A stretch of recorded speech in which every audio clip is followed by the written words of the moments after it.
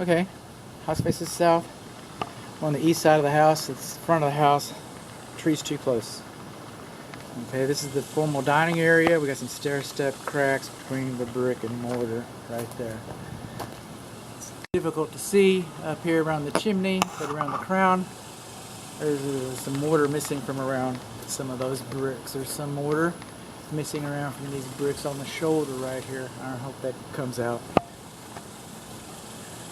This is maybe the longest shrinkage crack I've ever seen. Corner pop, if you will.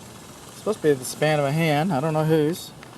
It goes this direction. It's not supposed to be a foundation issue. This happens to be the lowest part of the house.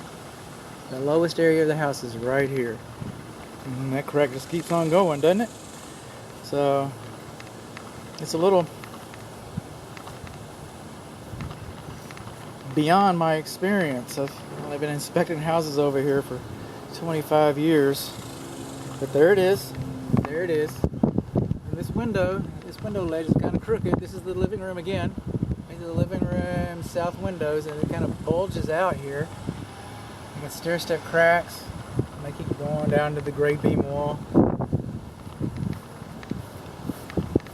We got some indentions up here. Some of those bricks right up in there. Let's see if we can zoom in on that a little bit.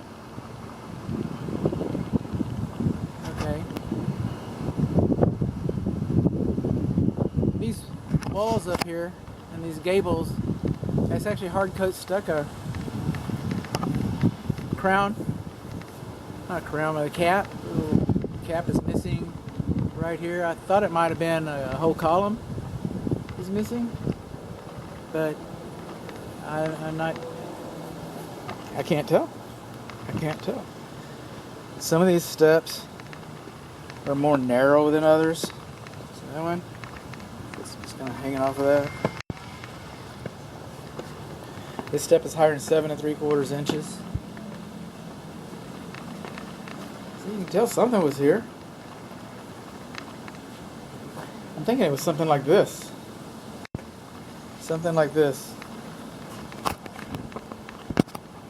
As opposed to an actual column being missed. These are beyond the scope, but there they are. Little pole lights, carriage lamps, gas carriage lamps, they're all decommissioned. Handrail's too low, spaces are too large, open ends, you can catch your robe on that. Coming along, this is back to the lamp, to that copper feeder. That should just have been taken off and capped off. You don't want all that extra dead copper line going there. Stair-step cracks between the brick and mortar. This is the front bedroom. Front bedroom by the south bedroom. These are glazing strips. Some of them are missing. They painted them. Excuse me, they glued the window panes in when they replaced them. They're kind of giving up the ghost. This is the main clean out. Should be a double. It'd be nice if it was a double, but there it is. Again, stair-step cracks between the brick and mortar. Beneath the bathroom windows and the back bedroom windows, same thing. Every window around brickwork just about has stair-step cracks under it. The driveway is about ready to be pulled up, redone. It's time.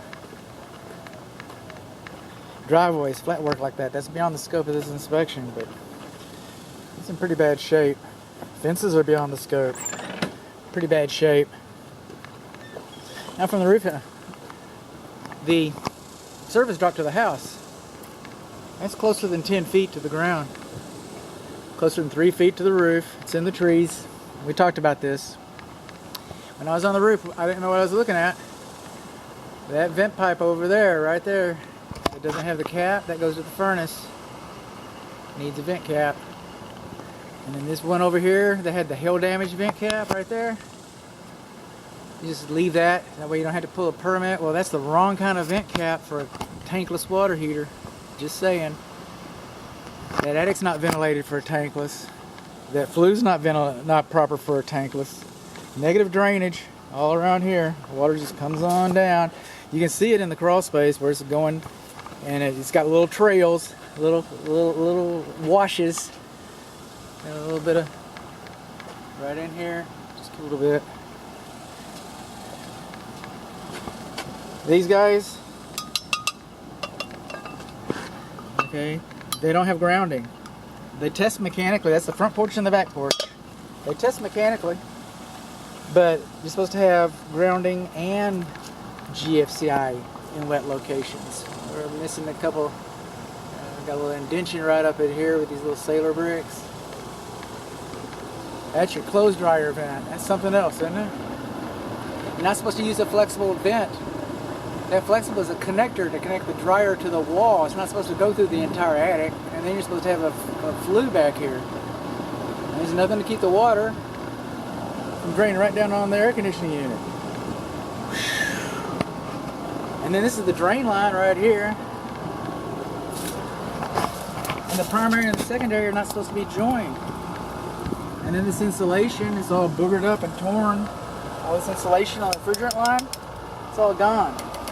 Now, when it was installed, it wasn't required to have anti-theft Schrader valve caps, but it doesn't have them.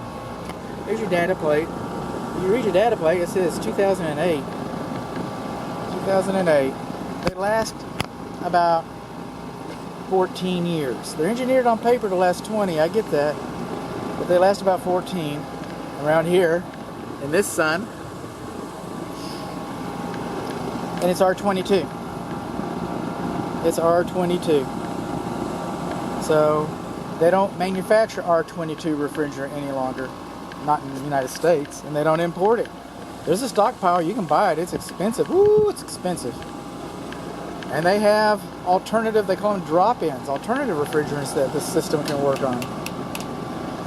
But once you put that in, that runs even less efficient than the R22. So it's already an inefficient system that's old with dirty coils. It's already an inefficient system that's old, and it already has an obsolete refrigerant.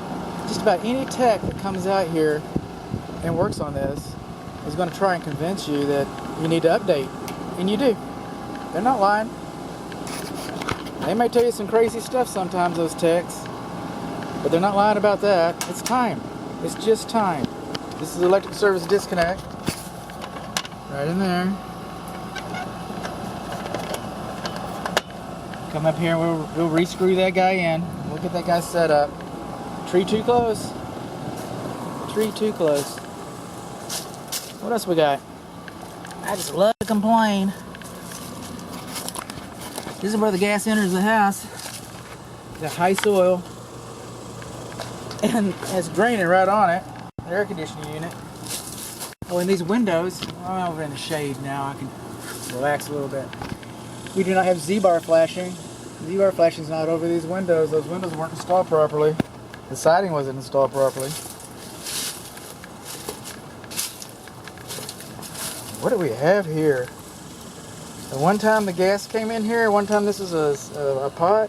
Where does the gas enter the house now? Well, we got some separations in this casement here, don't we? That's pretty impressive. Casement and separations.